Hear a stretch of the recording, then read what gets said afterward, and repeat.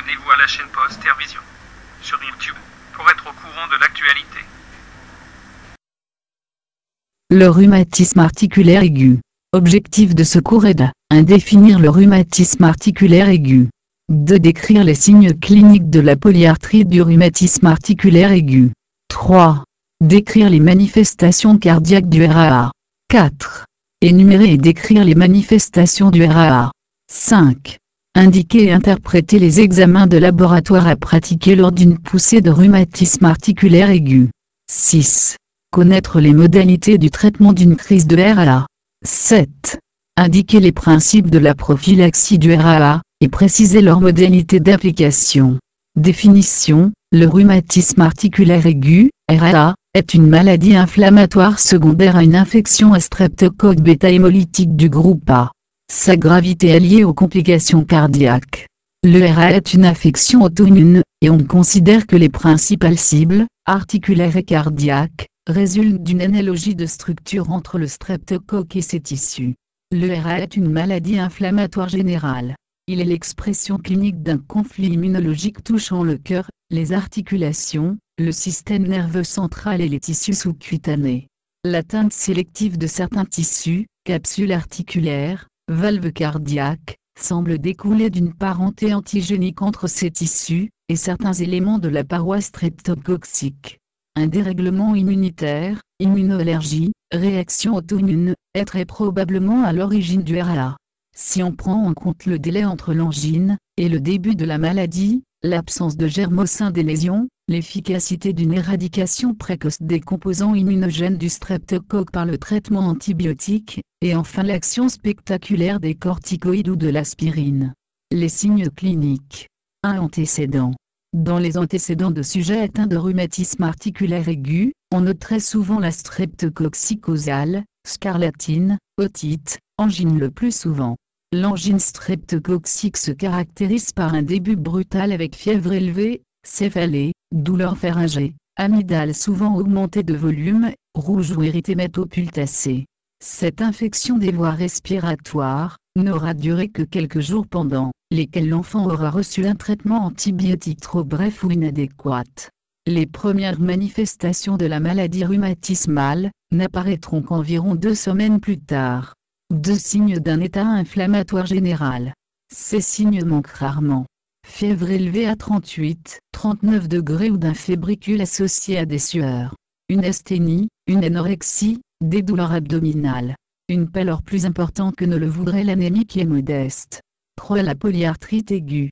Polyarthrite aiguë, fugace et mobile touchant généralement les grosses articulations, genoux, chevilles, coudes, poignets, et parfois les petites articulations, comme les doigts et les articulaires profondes comme la hanche. L'inflammation ne se limite pas à l'articulation, le tendon et les tissus périarticulaires sont aussi enflammés, c'est-à-dire rouges, odématiés, chauds et douloureux. La polyarthrite est fugace, c'est-à-dire qu'elle ne dure que 2 à 3 jours sur une articulation. Elle est migratrice car elle libère une articulation pour en atteindre une autre en l'absence de traitement. Elle évolue spontanément vers la guérison et au bout de quelques jours, l'atteinte articulaire disparaît sans laisser de séquelles. Cette caractéristique est fondamentale, et l'on peut dire que toute polyarthrite aiguë, qui a laissé des séquelles n'est pas du rhumatisme articulaire IgE tréma. 4. La cardite rhumatismale. Elle représente le risque majeur de la maladie, et justifie l'auscultation quotidienne voire biquotidienne du malade. Elle peut toucher toutes les tuniques cardiaques soit isolément, soit en association. Péricardite aiguë rhumatismale isolée. C'est une péricardite bruyante hautement fébrile. Elle est sèche puis avec épanchement. L'évolution est favorable en général sous traitement. La tamponnade est exceptionnelle, et elle n'évolue jamais vers la constriction. B. La myocardite aiguë. Elle est très fréquente mais rarement patente. La forme latente a une traduction purement électrique sous la forme d'un bloc auriculo-ventriculaire du premier degré. La forme patente associe dyspnée, assourdissement des bruits du cœur, tachycardie, bruit de galop et gros cœur radiologique. C. L'endocardite rhumatismale. C'est la forme la plus commune, et dont le diagnostic est le plus souvent difficile voire méconnu. Elle devra être recherchée systématiquement, par l'auscultation quotidienne du patient.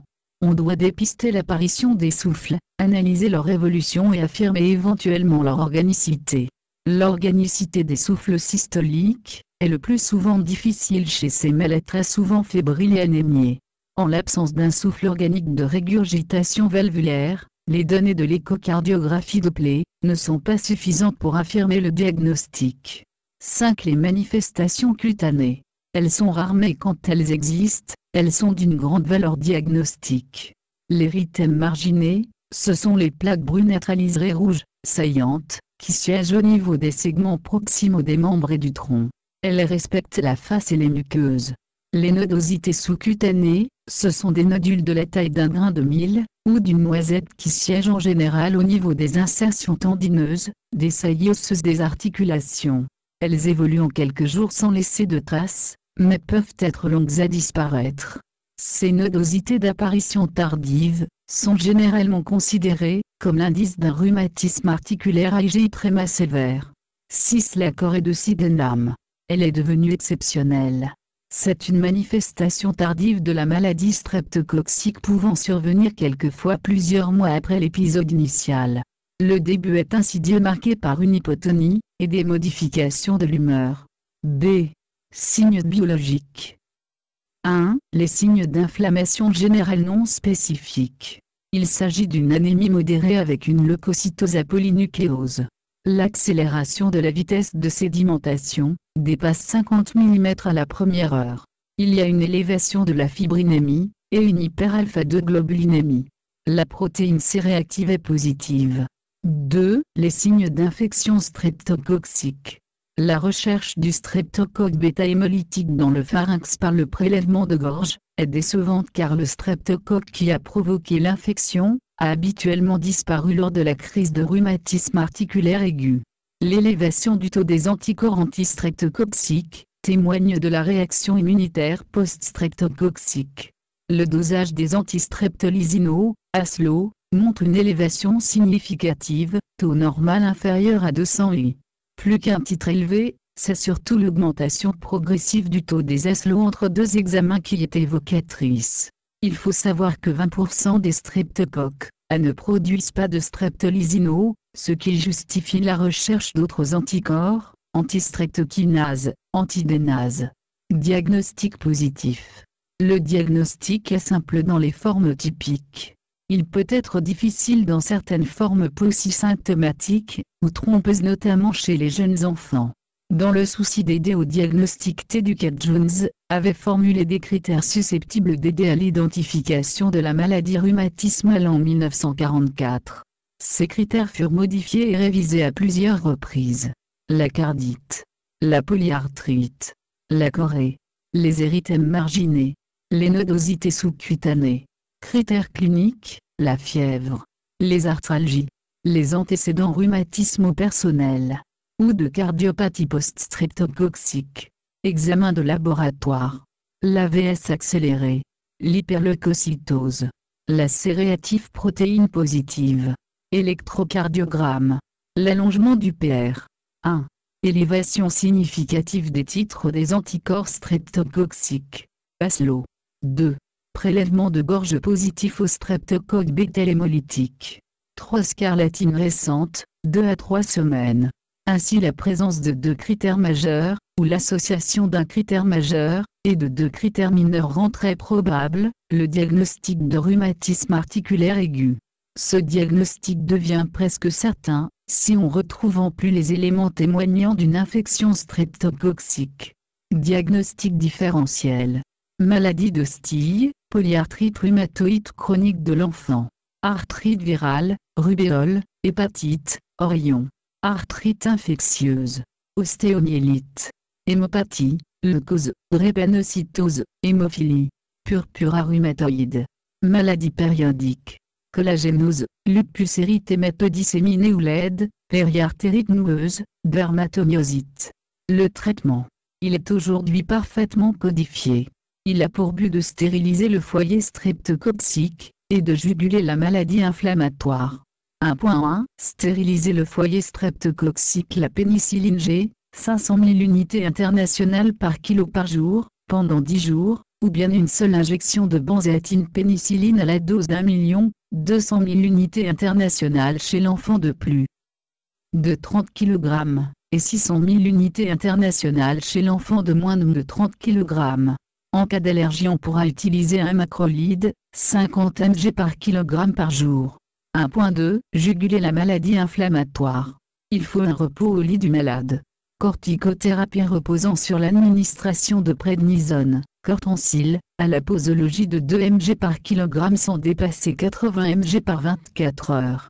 Ce traitement est à poursuivre 6 semaines à la dose de charge avec un arrêt progressif en 2 à 3 mois, afin d'éviter un effet rebond, ou une reprise évolutive et l'arrêt du traitement. Prévention secondaire, il s'agit de la prévention des rechutes, et des complications, amygdalectomie. Traitement ou avulsion des dents mortifées. Pénicillinothérapie au long cours, benséatine pénicilline en injection intramusculaire, adultes, et enfants de plus de 30 kg 1 200 000 unités internationales, enfants de moins de 30 kg 600 000 unités internationales. Toutes les 3 semaines, pendant 5 ans en l'absence de cardite, et le plus longtemps possible, si une cardite est associée. Prévention primaire. La prévention primaire comporte les mesures générales. Il s'agit de l'amélioration du niveau de vie des populations, de l'éducation pour la santé, et la prévention des infections streptococciques dans les collectivités. La chimiothérapie, il s'agit du traitement systématique des angines par des antibiotiques pendant 10 jours. À défaut, on fera une seule injection intramusculaire de benséatine pénicilline.